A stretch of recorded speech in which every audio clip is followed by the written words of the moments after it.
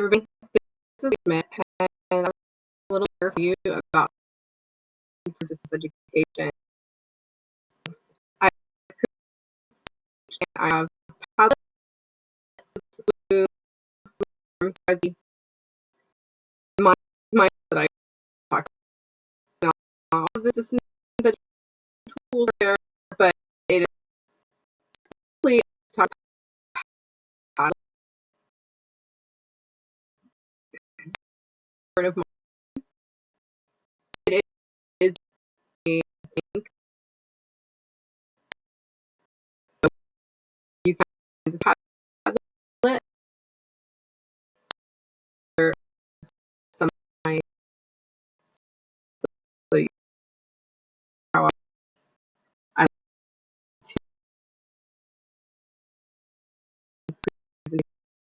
it and how and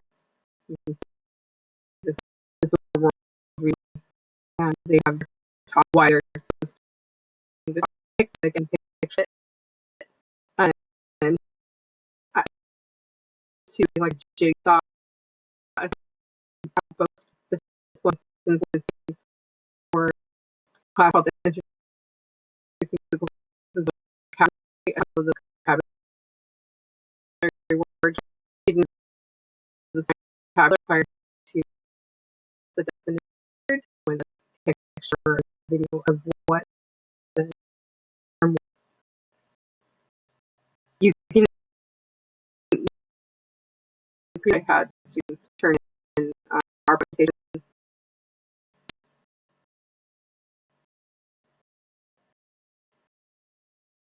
having mental support, which is really fun, and yeah, you want them to turn it on and have it, and you can post it to.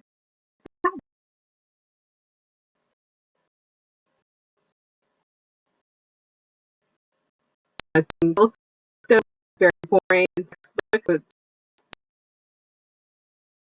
as possible, but you get students by them find a picture that came from a particular skill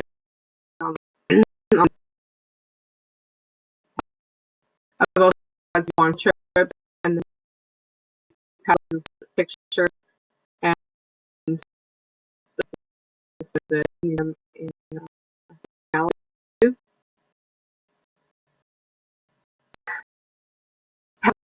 that into web pages and into like you can send for but as a so that you can um, and, uh, or we could have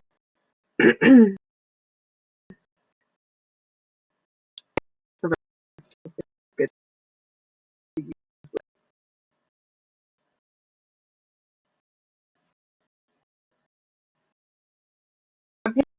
that you want to use just powerful for teachers. Uh, actually, using that's the benefit of a way that you have materials able to also in time. Repetition or students class. Now, teacher and be an excellent tool for organization. Your material, you have too much work on that, or you say page. So, on to a web. I've used PowerPoint, post document, post video, put in pictures. I've used Collaborate and create web pages their own. You can save them and something really good. So usually you have like Google Classroom, Blackboard, and you get your but that material for free if you have your own use your link to a page on links. And that way, if something happens, you don't control your material. And I put here on the page the site and Wix. So these can provide for teachers. No, we Wix that I have to and Google Forms is like Word document. So Loom is an I'm using now. Really new to Loom, so I can't say too much about it, but I am very pleased with it because I've been looking for a tool like this for a long time.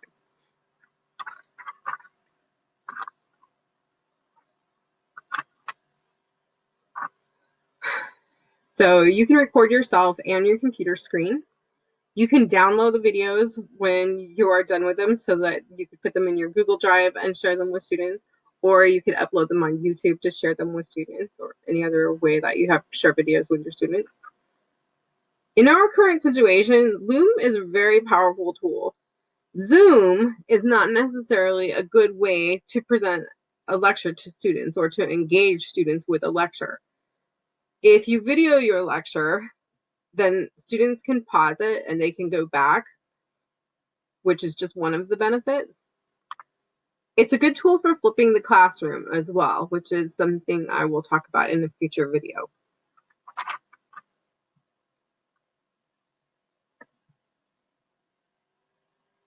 Google Forms is a way to make assessments or surveys online.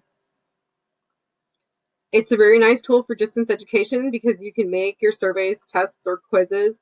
You can use it to gather information or you can use it to gather information and get to know your students, or you can use it to assess them. You can make long and short answer questions. You can make multiple choice, true, false, and matching questions, as well as a few other types that I'm not so familiar with. You can embed it into a web page, Google Classroom, Blackboard, or you can just email a link to it.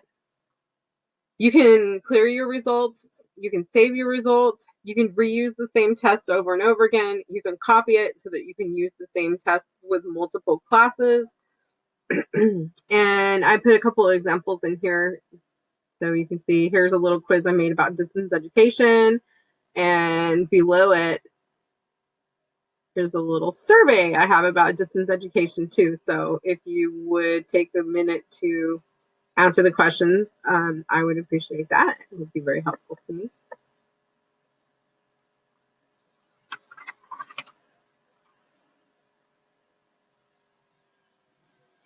Prezi is a presentation software editor.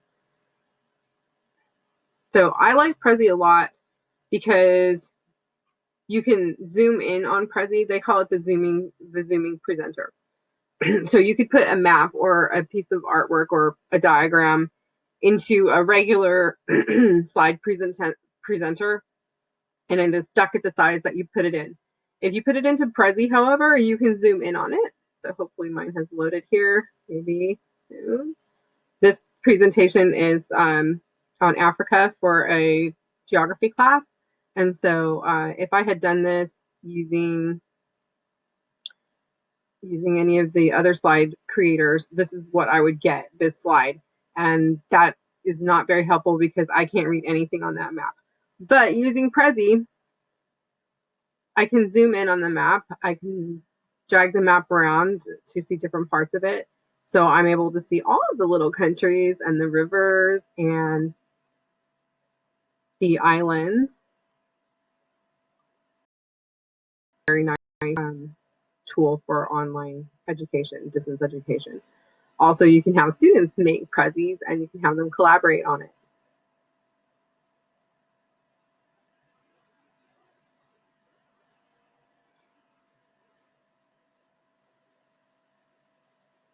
MindMeister is something new to me. I'm just learning how to use it, but it does seem like a good tool. It's free.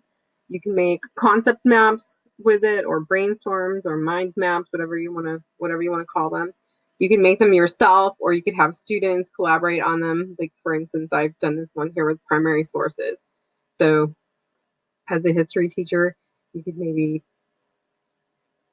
put a topic in here and then ask students to find any of these different things, and then you could have them add to it. Like if I found a diary or memoir or something, I could just add to it there. And this can be embedded into a web page, or a link can be sent to it, or it can be put into a learning maintenance system like the other tools as well.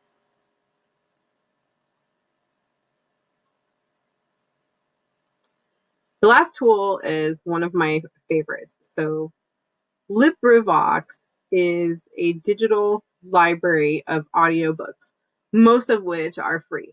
If it is old and it's classic, it is probably on LibriVox for free. So you can assign a book for your students to listen to, and then you can link it like I've done here. I put an example in of one of my favorites, Geronimo's story of his life. For example, you have to teach about the Western United States and how it was settled, but a textbook is probably not going to tell you about the story of someone like Geronimo. You can give your students that perspective by having them listen to the audiobook Geronimo's story of his life. LibriVox is available as an app, so it can be put on a phone or it can be listened to on a computer. But it is a way to bring libraries to students when libraries are closed. And I put some links here to show you. There's 10 free audiobooks.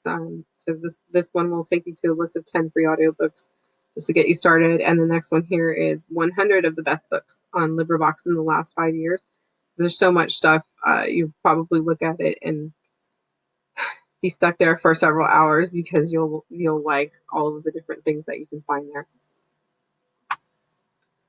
So in conclusion,